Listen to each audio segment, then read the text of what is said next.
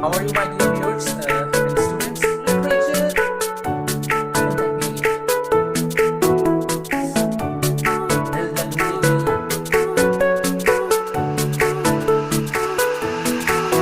How are you, my dear viewers?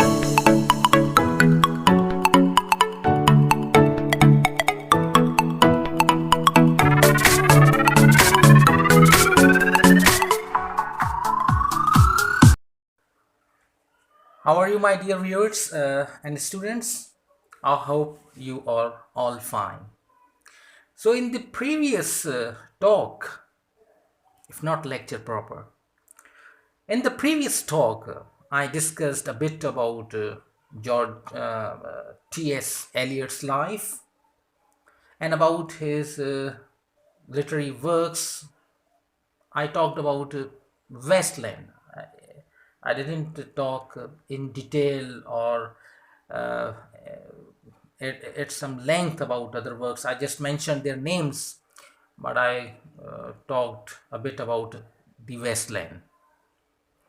Then we talked about tradition and criticism versus creativity, view of Thomas Stearns Eliot about it. And then we talked about tradition, what it is, and what is its significance, what is its importance. So let's uh, start our this talk. Uh, so tradition and individual talent. Basically, this literary essay that was at first published in The Egoist magazine, later on The Sacred Wood, a book of T.S. Eliot. And now this tradition and individual talent set new trends in the art of criticism. It started new debates.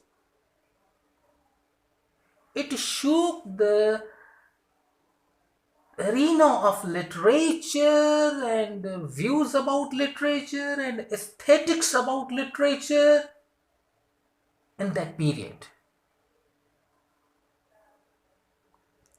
So it is a very important essay of T.S. Eliot. Its importance I have already talked about. He is regarded as the single most important poet of 20th century. Well, in my previous talk I said that literary criticism is more important. Well, but it was in this context that his poetry required some intelligent mind to understand it. It was so difficult, intelligent amalgam of quotations from various other languages and original from various texts from the past that it required some knowledgeable mind to understand it, and it was new and new to the extent that it was strange. Now, why I'm talking about his poetry? It is because to tell you that he presented his own creative style and form in English literature. He presented his own concept of tradition, his own concept of literature in his times. And you must keep in your mind that he was a close friend of Ezra Pound. Ezra Pound, who was the mentor of not only T.S. Eliot, but also Hemingway, Ernest Hemingway, James Joyce, Hilda Doolittle, and they all are prominent because of their experimental, creative works in the field of literature. Ezra Pound, he also reacted against the literary traditions. He brought new forms, new style of writing, like T.S. Eliot, a kind of symbolism in their works of literature. If you read the poetry of Ezra Pound, you will find translated lines from various works from different cultural locations. You will find the translation of Chinese literary pieces. In Ezra Pound, you will find translation in his work, and in T.S. Eliot's works, you will find quotations and allusions to various works of the past. Not only Western literary works, but also Oriental literary works as well, Eastern literary works as well. So,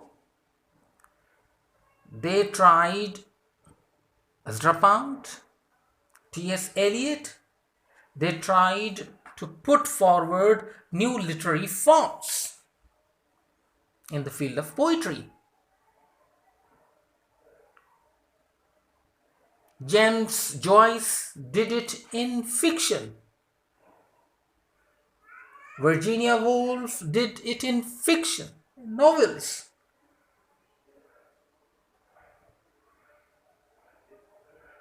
Important thing about Ezra Pound, James Joyce, and T.S. Eliot is this, that they all referred to, took help from the past to carry forward their own literary works. This is important. So if you read T.S. Eliot's works, you will see past echoing in his work. Sometimes Dante is talking. Dante is being quoted. Sometimes Shakespeare is quoted. His 12th Night. Sometimes you will find there will be biblical quotations. From Sanskrit, there will be different quotations. And the same is the case with in novels about James Joyce and in the poetry of Ezra Pound. So what I'm trying to make the point that these literary figures, Ezra Pound, James Joyce, T.S. Eliot, they introduced the past in their works in a different manner. They introduced past in their works in a different manner. So consider James Joyce's work Ulysses. Consider Ezra Pound's cantos, reminding us about the Greek time period. Look at T.S. Eliot, alluding to various literary figures of the past. Dante and others, Shakespeare, Browning and others. So, to make this point easier for you, I would like to refer to this important point again,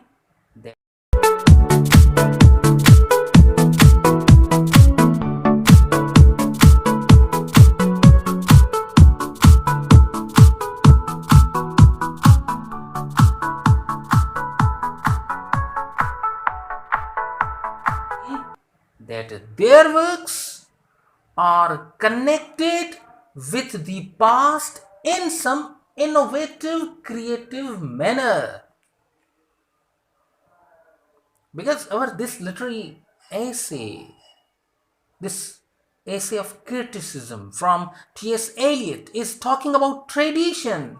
And as I told you in the beginning, tradition is related with the past, masters of past.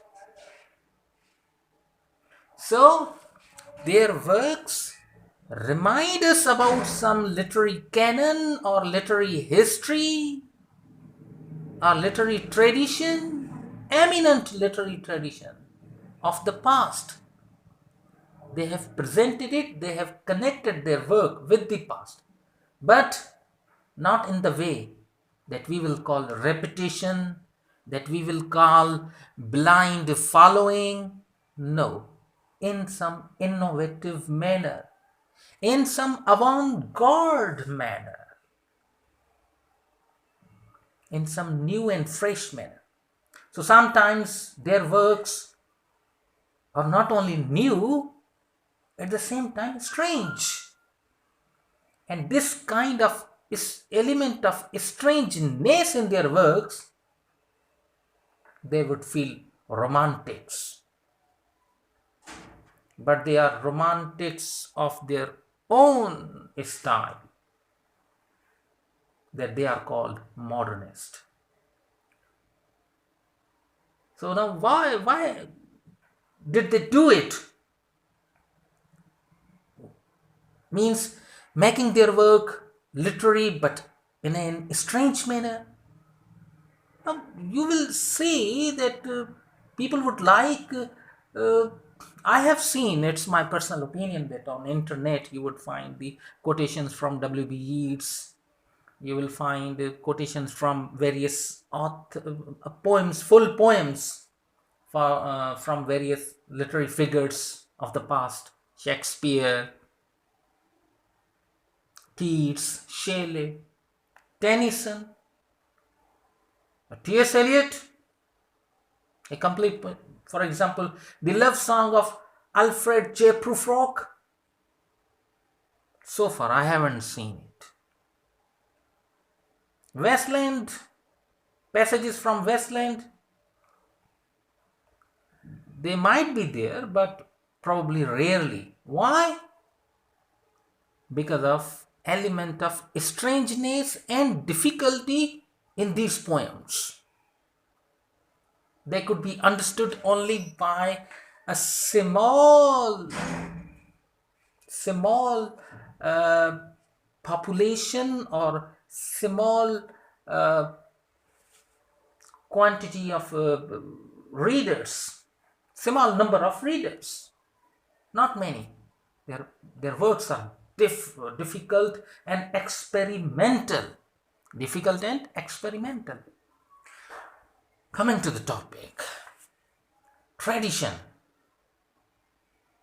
I have already said traditions means related with the past. But before I go back to that very topic, tradition and the individual talent, I think let me talk once again a bit about the past of T.S. Eliot. T.S. Eliot, during his period of studies, well, he had full support of his family that you may go whatever you want. But they were never in support of his marriage with an English lady. No. Then they were never in support of T.S. Eliot to be permanently residing in England, leaving America for good. So I wanted to tell you, this is a strange fact. Somebody who is a very strong proponent, advocate of the past, of the literary traditions of the past, and wants to connect with it, on the contrary, has left his past roots, leaving his parents, His father died in America, and I don't know if he ever went to attend his funeral ceremony. I haven't checked it, but probably not. So, see, this is the inconsistency from his own personal life. Inconsistency that I talked about in the very previous talk of mine. Well, that background was important to share with you all. So, let's move to the book again and read some passage from this work. I think that I'm trying to tell you about the literary scenario of the age, literary contemporaries of T.S. Eliot like Ezra Pound and James Joyce, Hilda Doolittle, in a bid that you might have sensed what was going around, what was going in his age. It was a movement of modernism in his age, basically, that was showing itself up through the trends of newness in literary forms, even in art, because they thought the age is complex. It is not. This age is different from Victorian age. The 19th century is called Victorian age. 20th century is divided in certain periods, and the period in which T.S. Eliot was active. Yes, so I was telling you about that. This this was the effect of modernism on that age. Well, now let me go back to the essay itself. I will keep on trying to make clear the background that was at work while T.S. Eliot was engaged at writing this literary essay. As an assumption, we don't know what was going, we can only assume. Well, we dwell with satisfaction upon the poet's difference from his predecessors, especially his immediate predecessors. We endeavor to find something that can be isolated in order to be enjoyed. Whereas, if we approach a poet without this prejudice, we shall often find that not only the best but the most individual parts of his work may be those in which the dead poets, his ancestors, assert their immortality most vigorously. And I do not mean the impressionable period of adolescence, but the period of full maturity. Full maturity. What it is? It says that, first of all, T.S. Eliot makes it clear that what do we like as a reader? The focus is on the reader. What do we like as a reader? That where we find in any poem that seems to be spatially stylistic particular with that particular poet,